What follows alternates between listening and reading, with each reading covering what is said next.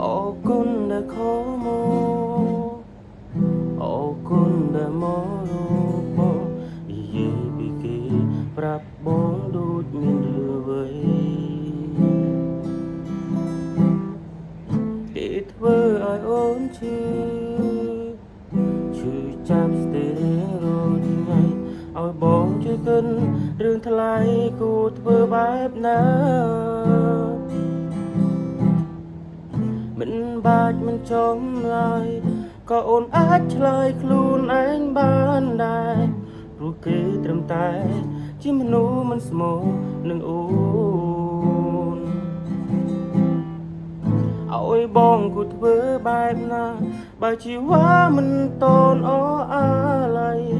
គេបោកចិត្តស្រីកែភ្នែកចរណៃអូននៅមានគេចាប់ដៃ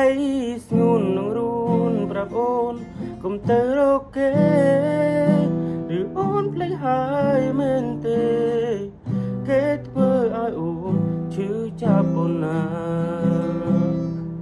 តែប្រាប់ថារូបគេជាប្រ